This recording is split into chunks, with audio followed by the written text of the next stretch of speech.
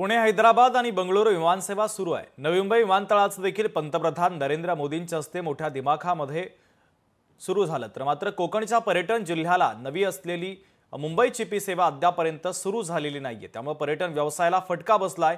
या शांत धावपट्टीमागचं कारण आणि येणाऱ्या महिन्यांमध्ये काय होणार पाहूयात।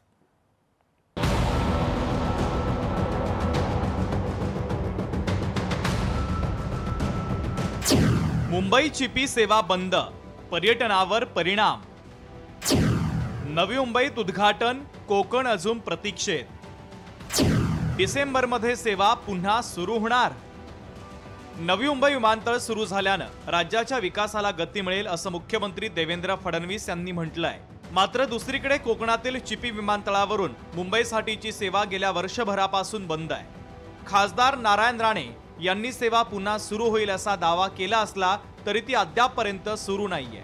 याचा परिणाम म्हणून पर्यटक इतर पर्यायांकडे वळल्यानं सिंधुदुर्गातील पर्यटकांच्या संख्येमध्ये आता घट झाली आहे। सिंधुदुर्ग जिल्ह्यामध्ये चिपी विमानतळ हे आता मुंबई विमानसेवा चिपी मुंबई विमानसेवा गेले दीड वर्ष बंद आहे।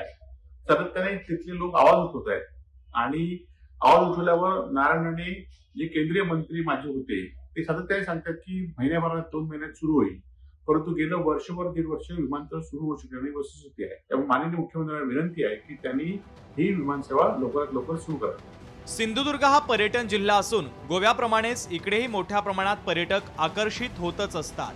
मात्र मुंबई चिपी सेवा बंद का आहे असा प्रश्न आता स्थानिक व्यावसायिकांकडून विचारला जातोय।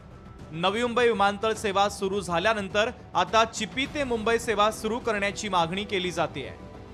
आज सिंधुदुर्ग जिल्हा पर्यटक स्थळ असल्यामुळे येथे लोकांचं बाहेरच्या लोकांचं येणं आणि परत गोवा त्यांना जवळ आहे आणि त्यामुळे इथे लोकांचं विमानतळावरती जे आपल्या पर्यटक येतात ते गोवा जवळ असल्यामुळे ते गोव्याच्या विमानतळावर जाऊ शकतात। त्यामुळे सिंधुदुर्ग हा आपलं महत्वाचं ठिकाण असल्यामुळे इथे आमचे जे चिपी विमानतळ आहे ते लवकर विमानसेवा जी मुंबई सेवा ही खंडित करण्यात आली ती चालू करावी। चिपी विमानतळासाठी व्हायबल गॅप फंडिंग प्रक्रिया सुरू असून मुख्यमंत्री फडणवीसांची मंजुरी देखील मिळाली आहे। त्यामुळे इथले सगळे अडथळे दूर होतील। नाईट लँडिंगची परवानगी मिळाल्यानं मोठ्या विमान कंपन्या आता चिपीवरती उतरतील। येत्या 15 ते 20 दिवसात ही प्रक्रिया पूर्ण होईल आणि डिसेंबर पासून डे आणि नाईट अशा दोन्ही सेवा सुरू होतील अशी माहिती नितेश राणे यांनी दिली आहे।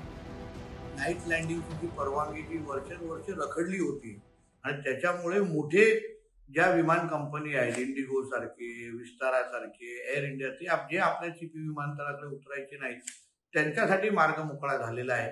15 ते 20 दिवसामध्ये VGF ची पूर्ण प्रक्रिया पूर्ण होईल आणि माझ्या अंदाजाप्रमाणे डिसेंबर पासून ही सेवा नियमित पद्धतीने म्हणजे डे अँड नाईट सर्व्हिस ही सुरू होईल। कोकणाच्या पर्यटनाला गती देण्यासाठी सिंधुदुर्ग ते चिपी विमानसेवा पुन्हा सुरू होणं गरजेचं आहे। VGF प्रक्रिया पूर्ण झाली आणि विमान कंपन्यांनी प्रतिसाद दिला तर डिसेंबर पासून पुन्हा कोकणकरांना हवाई प्रवासाची सुविधा मिळेल आणि ही सेवा कोकणाच्या विकासाला उंच भरारी देईल अशी अपेक्षा आता व्यक्त केली जाते। रोहन नाईक, लोकशाही मराठी, सिंधुदुर्ग। लोकशाही मराठी ऐका, पहा, जागरूक रहा।